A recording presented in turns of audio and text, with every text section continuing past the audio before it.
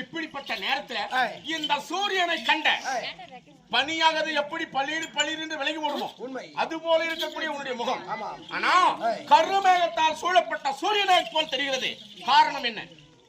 மகனே இந்திரஜித்தா, முகமாகப்பட்டது வாடி இருக்கின்றது, என்ன காரணம் கேட்கின்றாயா? என்ன?